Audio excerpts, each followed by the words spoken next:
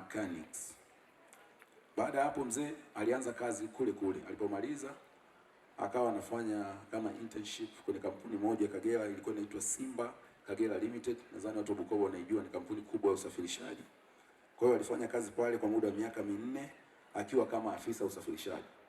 Ndio alimaliza na nafasi hiyo kwa sababu alianza kama fundi, akawa dereva, baadaye akawa yeye ni afisa usafirishaji. Sasa nadhani akawa anasimamia madereva na watu wengine katika kampuni hii ya logistics. Mzee baada ya kuajiliwa na kampuni hii aliondoka, akaamua kurudi hapa Iringa mjini ambako alipata elimu yake ya awali. Na mzee aliamua kuwa mjasiriamali. Alianza kufanya biashara ndogo ndogo, ikiwa ni pamoja na kufanya biashara za umachinga, ufundi kushona. Akaenda kukua, akawa anakuwa kidogo kidogo akiwa anafanya biashara, lakini baadaye alipata mafanikio makubwa sana kwenye biashara. Kwa hiyo akafanya uwekezaji mkubwa sana. Mashuhuda ni watu wa Iringa. Mzee wangu Mheshimiwa Lukuvi amesema hapa, rafiki yangu sana, anamfahamu vizuri mzee. Watu wa Mbeya wanamfahamu. Mzee alikuwa agent wa Pepsi kwa miaka mingi. Kampuni ya Pepsi alikuwa akisambaza soda kwa mkoa wa Iringa pamoja na saizi ni mkoa wa Njombe. Zamani ulikuwa ni mkoa mmoja. Lakini biashara alizowahi kufanya mzee tumejaribu kuziorodhesha. Biashara ya kwanza alikuwa anafanya biashara ya usafirishaji. Alikuwa na kampuni ya malori ilikuwa inaitwa Ngatco, Ngajilo Transport Company Limited, ambayo ndio alikuwa anafanya biashara hiyo pamoja na rafiki yake ametajwa hapa, mzee Nyatko. Kwa hiyo mzee Nyatko yake ilikuwa inaitwa Nyasanga Company Transport Company Limited, na ya baba ilikuwa inaitwa Ngajilo Transport Company Limited. Kwa hiyo ilikuwa inashindana Ngatco na Nyatko, kama ambapo mimi nilianza biashara na Frank Notes, kaenda kwa Frank Notes na mimi tumeanza zamani, tukafanya pamoja, ndivyo walivyofanya na hao wazee wetu. Kwa hiyo ni njia ile ile aliyokuwa anapita baba. Lakini biashara nyingine baba alifanya ni ya utengenezaji na uuzaji wa nguo. Baba alikuwa na duka la nguo Windini kubwa, watu wa mjini nadhani mnafahamu. Lakini pia alikuwa anafanya biashara ya miti na alikuwa anapasua mbao. Alikuwa anafanya upasuaji wa mbao. Alizalisha mbao nyingi sana wilaya ya Makete, Njombe pamoja na Mafinga, na alikuwa akiziuza Dar es Salaam. Na mimi niliwahi kuwa nasafiri naye kwenye treni, napakia mbao, tunapanda Makambako, tunaenda kuziuza pale Tazara. Na alikuwa ananiambia bei tulionunua Makete umeiona ni hii, tukizalisha inakuwa hii. Kwa hiyo ni vema tuzalishe, tukija huku tunapata faida kubwa. Ndio na sisi tukaanza kupata idea, baadaye tukatengeneza Vunja Bei kupitia mikono yake yeye mwenyewe. Kwa kweli alikuwa ni mtu amefanya biashara nyingi. Alifanya biashara ya kilimo, watu tunajua alikuwa ni mkulima mkubwa sana kwa muda mrefu. Hata hapo nyumbani mmefika, maona matrekta yale ni ya kwake, yote tumeyarudisha. Yalikuwa yapo katika biashara yake. Pia alikuwa anakodisha na kulimia hayo kwenye mashamba yake. Ndoa. Marehemu alifunga ndoa tarehe 20 mwezi wa 9 mwaka 1979 na Bi Emma Halali Mbilinyi, mama yetu yuko pale, na kufanikiwa kupata watoto 8. Katika watoto hao 8, wawili ni wa kike na wengine 6 wa kiume. Lakini mpaka sasa mzee ana wajukuu 11 ambao wanafahamika.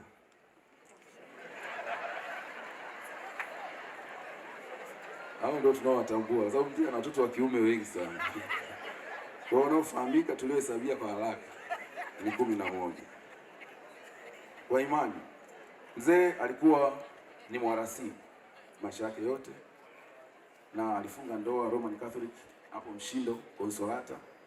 Lakini mapema mwaka huu mzee alihamia kanisa la Tanzania Assemblies of God TAG, ambapo alipokelewa na askofu wetu, Askofu Mkana.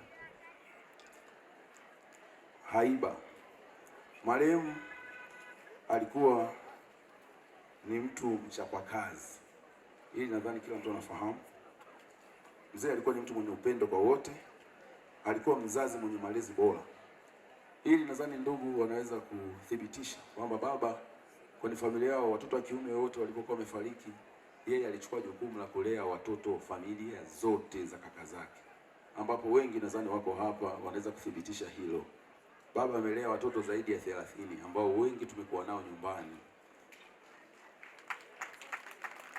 Baba alikuwa mtu mcheshi sana, alikuwa anaongea na watu wengi, alikuwa anakaa mpaka vijiweni. Ukipita kijiweni sasa mimi napita nakuta amekana vijana ambao ni rafiki zangu anapiga nao story.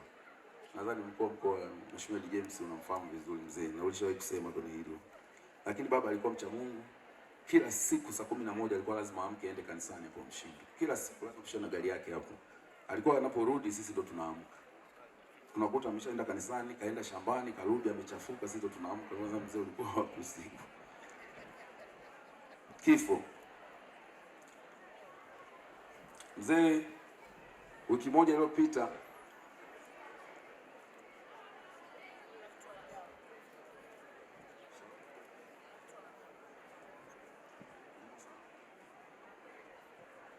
niombe tunaogawa maji tafadhali. Watu wangu wa itifaki, naomba usikivu. Tunapata historia ya baba yetu, hata tukiulizwa tujue cha kusema. Tafadhali sana, mnaogawa maji, naomba utulivu. Kifo.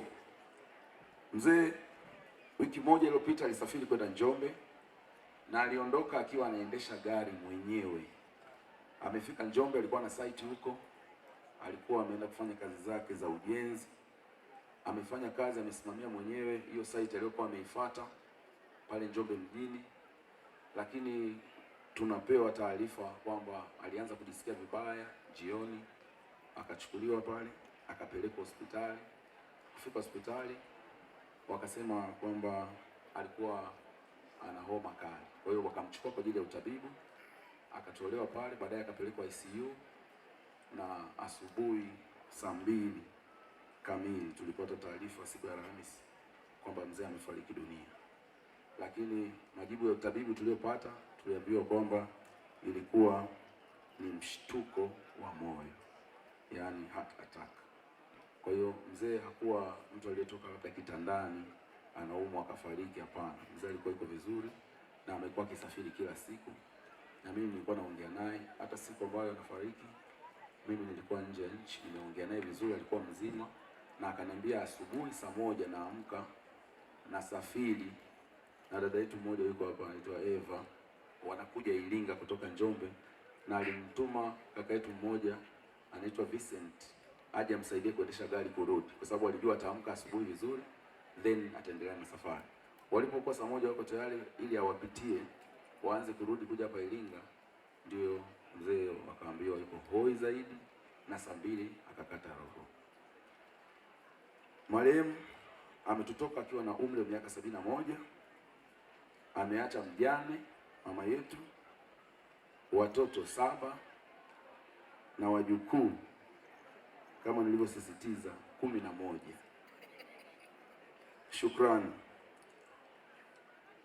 Shukrani hizi tunazo kwa walio wengi, lakini nilizonazo hapa chache ziende kwa Kanisa Katoliki Mshindo, Kanisa la TAG Mlandege, viongozi wote wa Chama cha Mapinduzi pamoja na serikali, majirani wote ambao wameishi na mzee hapa Kijiweni, Mshindo na mashamba yake yote huko mpaka analima kwenye wilaya ya Iringa vijijini, Kilolo, Mgama, Mseke na kwingineko kote.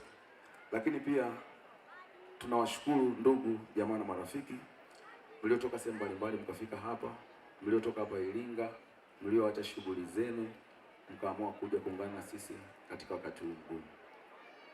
Bwana ametwaa, jina la Bwana lihimidiwe.